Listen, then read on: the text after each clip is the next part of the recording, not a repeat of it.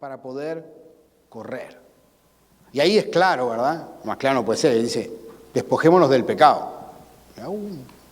A alguien que no le gusta cuando le habla, para los cristianos todo es pecado. Bueno, todo lo que hace usted es pecado. Entonces tenemos que marcarlo. Todo es pecado. Pero hay cosas que nos están causando un peso extra.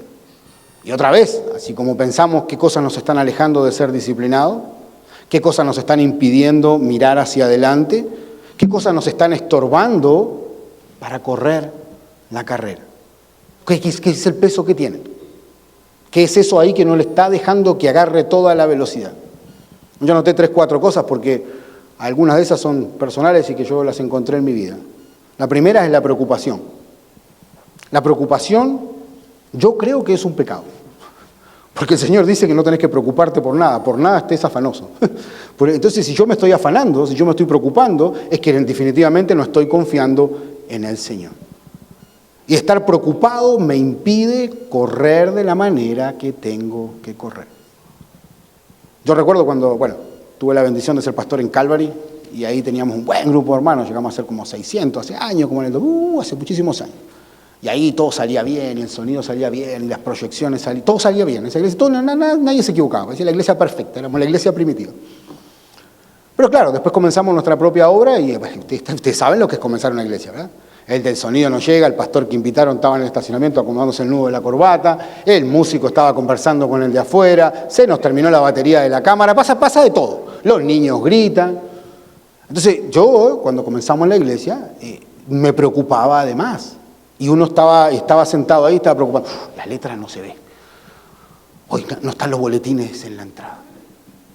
Oye, aquel hermano está... Oye, y el sonido. Oye, se está desafinado. Súbanle el micrófono, bájenle el micrófono, apáguenle el micrófono. Y soy sincero, yo me preocupaba. Y llegó un día que no les quiero decir que fue una revelación divina, pero hoy veo que hasta el Señor me cacheteó así. ¿Qué estás haciendo, Gustavo? Si acá lo importante es que cantes con el corazón, ¿qué importa si hay letra y si no hay letra? ¿Qué importa si están los versículos o no están los versículos? Lo único que importa es la predicación de la palabra. Y yo les conté, nosotros estamos en transición, oren por nosotros, estamos bien cerca de conseguir una iglesia que sería ideal en la locación para lo que nosotros queremos hacer. Pero ahora nos estamos juntando en una academia de karate. En la academia de karate, primero, en la academia de karate hay personas pateando así por todos lados, cosas rojas, así, ni siquiera me dejaron poner la cruz atrás, yo por lo menos una cruz para sentirme más predicando, pero estábamos ahí esta mañana, ni micrófono, con el órgano así sin conectar, olvídese, nada, ni boletín, nada. Yo imprimí la letra de los himnos, cantamos 2 himnos nomás porque los cantantes tampoco estaban como para aprenderse mucho más. ¿Sabe qué? Estábamos cantando el primer himno que decía, gozo da servir a Cristo. Y la muchacha que toca el piano, que es una americana, siempre hace lo mismo y lo hace bien. En la última estrofa no toca. Y se escucha solamente la gente cantar. Hermano, yo estaba sentado ahí esta mañana y no éramos muchos. Mire que están como en la iglesia de ustedes, en junio, julio, agosto, están todos de paseo. Ahora ya en agosto los quiero ver cuando vuelvan los niños, vuelven todos. Y no éramos los que éramos siempre. Pero yo estaba ahí y decía, wow, esto es la alabanza al Señor. ¿Para qué te preocupas? Si las cosas importantes que esta mañana tuviste un grupo de personas que llegaron, que salieron de su casa, que vinieron a escuchar la palabra del Señor, que cantaron alabanzas a Él, ¿por qué preocuparnos? Y lo dije en tono personal porque yo sé que todos los que estamos acá nos preocupamos por cosas, porque es nuestra naturaleza, ¿verdad? Sobre todo las mamás, ¿verdad? Las mamás hasta se preocupan de más. Pero nosotros nos preocupamos. Señora, si usted tiene a su esposo y usted cree que su esposo porque nunca le dice que está preocupado o no se preocupa, es mentira.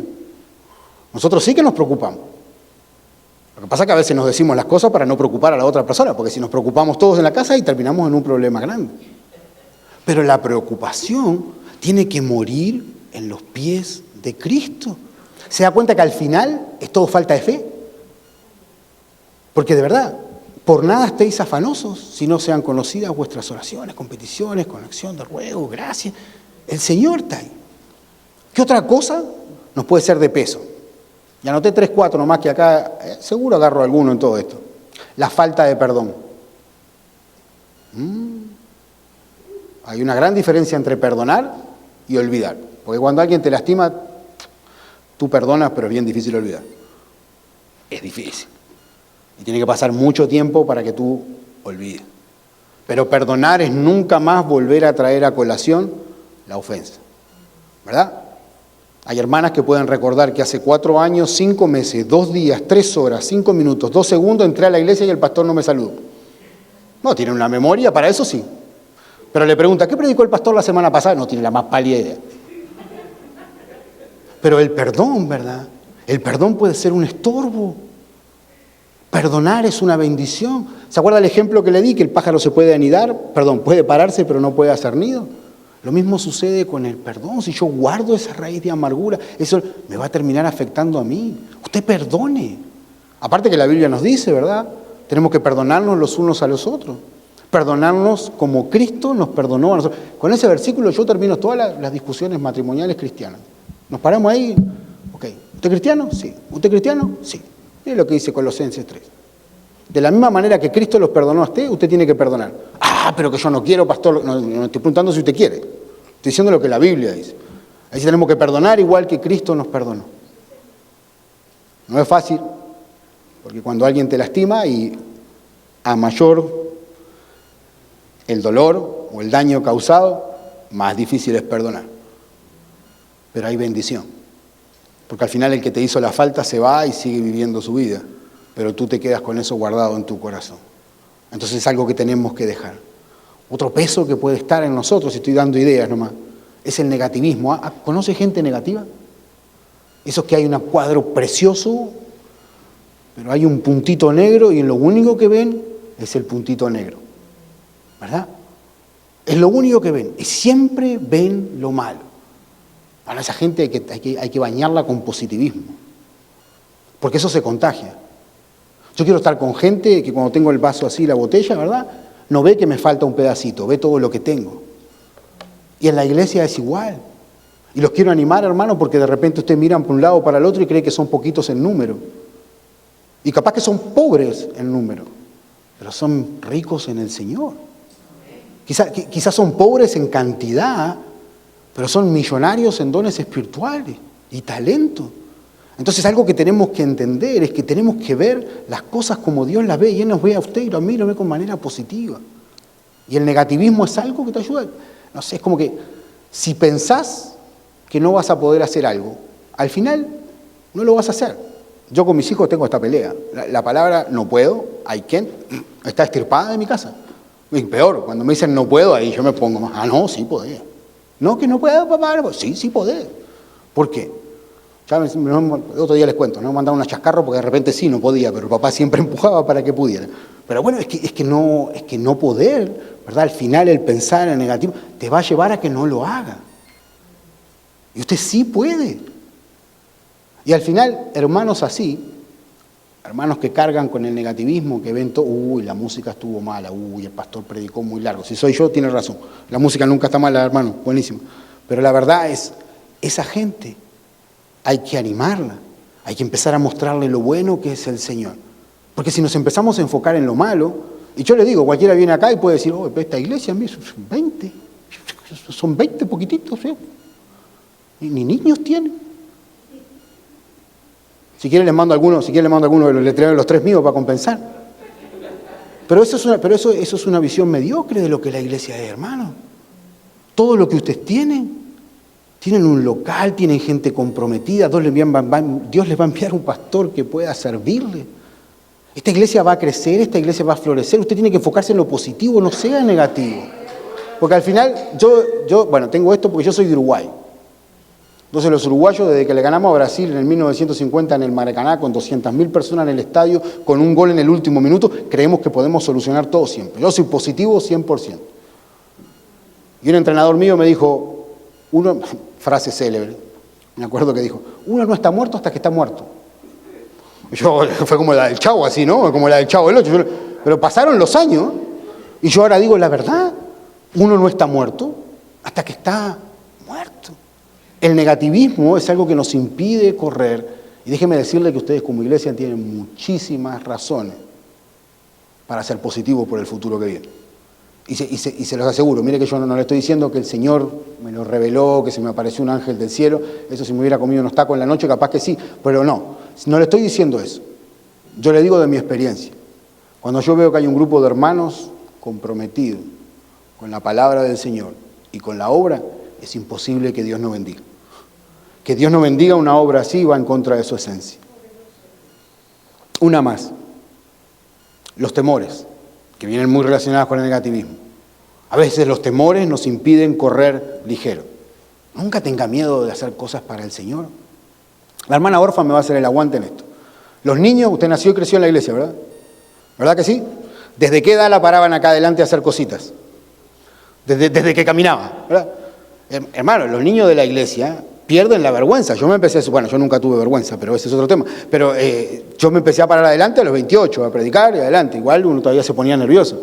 Pero mis hijos, ellos se paran acá, cantan, hacen la obra y le pierden el miedo. No tienen miedo.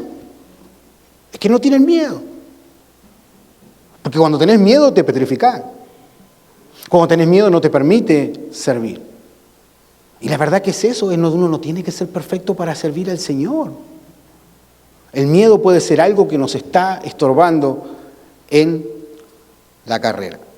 Ojalá nunca le haya pasado eso. Ojalá nunca el temor lo haya petrificado a tal punto que le impidió servir. Nosotros queremos ganar, decíamos, y los ganadores, los que van en la carrera, dejan todo a un lado, todo peso, todo lo que les quite energía para poder correr la carrera. Le decía que el mensaje de verdad que salió de mi devocional. Yo creo que para correr tenemos que primero disciplinarnos. Segundo, tenemos que tener una dirección clara. Y tercero, tenemos que tener el equipamiento correcto. Pero antes de terminar, no puedo dejar de hacer esta salvedad. Para correr, hay que ser un corredor. Pastor, es como que no está muerto hasta que está muerto. Pero para correr, tiene que ser un corredor. Porque los únicos que corren esta carrera son aquellos que son cristianos. Y algo que tenemos que entender, que no todos son hijos de Dios. La Biblia dice con claridad en Juan 8:44, le dice Cristo que algunos son de su padre el diablo y que hacen los deseos de su padre. Dice de Satanás que él ha sido homicida desde el principio, que no permanece en la verdad, no hay verdad en él porque él es el padre de mentira. Habla mentira, de lo suyo habla. No todos son corredores. En Juan 1:12, conocido, más a todos los que le recibieron, a los que creen en su nombre, les dio la potestad de ser hechos hijos de Dios. No todos están aptos para correr. No todos están en esta carrera. Y es bueno recordar eso porque a veces nosotros tratamos a personas que no son creyentes como creyentes y esperamos reacciones de personas no creyentes que de repente ni los creyentes tienen. La forma, ¿verdad?, de poder empezar esta carrera es recibiendo el perdón del Señor. Pablo dice en Romanos 10:9 que si confesares con tu boca que Jesús es el Señor y creyeres en tu corazón que Dios le levantó de los muertos, serás ¿qué? Salvo. En Hechos 16:31, con el carcelero en Filipos, ellos le dijeron, cree en el Señor Jesucristo y serás salvo tú y tu casa. Porque es importante recordar eso. Porque tenemos que recordar que de repente hay alguien que está sentado aquí esta tarde con nosotros que todavía no está corriendo. Capaz que hay alguien en esta tarde que todavía no ha dado su vida a Cristo y que está jugando para el equipo equivocado. Y solo el Señor sabe eso. Solo el Señor ve los corazones. Ninguno de nosotros le puede convencer, ninguno de nosotros le puede hostigar, lo puede manipular para que haga una decisión por Cristo, porque eso es algo espiritual. Pero mi deseo y mi anhelo es que piense estas cosas. Porque la verdad que estar en el equipo incorrecto, en el momento que nos presentemos delante de Dios, va a traer bastante problema. Para terminar y como conclusión, vimos que estamos en una carrera, vimos que hay que ser disciplinados en cómo corremos, vimos que tenemos que tener la dirección clara para dónde corremos. Vimos que tenemos que correr con el equipo correcto y que no todos son corredores. Pero quiero que por un segundo piense y examine su vida y me diga cómo está en la carrera. ¿Está avanzando? ¿Está estancado? ¿Está corriendo para atrás? Ni siquiera está en la carrera. Pablo dice en 2 Corintios 13:5 que tenemos que examinarnos cada uno a ver si estamos en la fe. Tenemos que ver cómo estamos caminando. Cuando alguien dice, ay, no me juzgues, no puedo juzgar. Bueno, primero que la Biblia sí dice que podemos juzgar, entre paréntesis. Dice que como juzgamos, nos van a juzgar a nosotros. En ningún momento dice que no se puede juzgar. Pero la verdad es que eso a veces viene en detrimento del crecimiento de los hermanos. Porque nosotros tenemos que entender de que nuestro trabajo como parte del cuerpo a veces es animar a aquel que está desanimado, a aquel que de repente está corriendo en la dirección equivocada, aquel que de repente está corriendo pero que no es disciplinado, aquel que de repente está corriendo pero está corriendo con una chaqueta con 20 kilos en su espalda, cuando todo ese peso tiene que dejarlo a los pies del Señor. Entonces esta tarde, solo recordarle, ¿cómo le va en la carrera? Recuerde que hay un premio grande y que todo el esfuerzo que usted haga vale la pena. Es que vale la pena. Si nosotros de verdad, hermano, y no le estoy tirando las orejas, pero si nosotros, incluyendo al pastor, pasáramos mucho más tiempo en la Escritura, nos daríamos cuenta de lo que nos espera. Nos daríamos en cuenta que todo el esfuerzo, hermano, ¿qué esfuerzo de qué? Me subí en mi auto, tuve la bendición de ir a la iglesia a predicar con aire acondicionado. Me subí a mi auto acá, me llevaron a comer. Y ahora me subí en el auto y llegué acá y manejé 25 minutos. ¿Qué es ese esfuerzo? Todo vale de eso, no es esfuerzo. Esfuerzo, ¿sabe lo que es esfuerzo? Esfuerzo es la gente que vive en el campo, que tiene que levantarse y tiene que caminar 5 horas para llegar a la iglesia, para adorar, hermano. Y en los países de nosotros hay gente así. Hay gente que ama tanto al Señor. ¿Sabes qué? Cuando yo estudiaba en el Instituto Bíblico, capaz que la hermana Orfa se puede identificar conmigo, en el sur de Chile, y íbamos a hacer los cultos en las iglesias del campo, y llegábamos nosotros, los estudiantes, todos de trajecito así, y el culto empezaba había culto todo el día, ¿verdad? Íbamos a visitar a los hermanos, cada visita eran como 2 horas caminando, y llegábamos ahí y eran las 5 de la tarde y no había nadie. Y empezaba a las 5:30, y 5:20, 5:25 usted veía gente caminando. Veía gente venir a caballo, venían niños caminando, la mayoría descalzos. ¿Sabes qué, hermano? Llegaban a un lugar muchísimo más chico que esto y había 2 guitarras y cantaban cuán grande es Dios, santo, santo, santo, y usted sentía que estaba como con los ángeles en el cielo. Y yo siempre pienso, digo, ¿será que nosotros tenemos que volver a un cristianismo más simple? ¿Será que tenemos que recordar dónde tenemos que enfocar nuestros ojos? ¿Será que para correr hay cosas que tenemos que dejar que nos preocupen? Y al final de todo, yo soy un convencido de esto. Cuando lleguemos a la presencia del Señor y sea la repartición de las coronas, todos los grandes pastores, yo creo que la mayoría de los pastores vamos a estar últimos. Los que van a recibir las coronas van a ser aquellos que sirvieron sin que nadie los viera. Aquellos que contaban la ofrenda, aquellos que limpiaban el templo, aquellos que pasaban las diapositivas, aquellos que estaban quizá orando todo el día por el mensaje, pero sí va a haber recompensa. Y quiero terminar con esto último, y vamos a orar. Todo lo que hacemos en el Señor tiene validez. Vamos a orar. Padre, te damos gracias esta tarde. Gracias, Señor, por tu palabra, que es viva, eficaz y más cortante que espada de 2 filos, Señor. Gracias por la oportunidad que tenemos de abrirla, de que aunque hoy nos dirigimos a ella de una manera temática, claramente pudimos ver el concepto de la carrera y el concepto de que tenemos, Señor, que disciplinarnos. Ayúdame, Señor, a ser más disciplinado. Ayúdanos, Señor, a vivir una vida devocional que, Señor, te glorifique. Ayúdanos a disciplinarnos con nuestros pensamientos, con nuestra forma de hablar, como cuando nos conducimos moralmente. Padre, ayúdanos a encontrar la dirección correcta. Que dejemos lo que está atrás y que dejemos de culpar a lo que nos pasó y nos miremos a lo que está adelante, prosiguiendo a la meta. Que podamos, Señor, correr ligeros. Que podamos, Señor, quitar el pecado que nos asedia, que ya sea preocupación, negativismo, que sea cualquier cosa que nos impide, Padre, servirte con excelencia. Señor, tú eres grande y tú escuchas nuestras oraciones. Y ahora en esta hora, Señor, tú sabes que desde un tiempo a esta parte he estado orando especialmente por mis hermanos y familia de la Iglesia Conexión. Yo oro, Señor, que tú puedas animarles como nunca han estado animados. Que tu presencia se haga manifiesta en este lugar de una manera sobrenatural, porque tu Espíritu mora en nosotros. Yo oro que tú los sigas animando a ser fieles. Porque estoy seguro, Señor, que de un tiempo a esta parte vamos a poder mirar atrás y decir: Jehová es bueno, fortaleza en el día de la angustia y conoce a los que en Él confían. Y quizás, Señor, haya alguien esta mañana o esta tarde que todavía no esté corriendo. Yo oro que tú puedas trabajar en su corazón, que tú le muestres que aparte de ti no hay salvación y que aquellos que mueren sin haber recibido el perdón de pecados, les espera, Señor, un futuro en la eternidad separado de ti.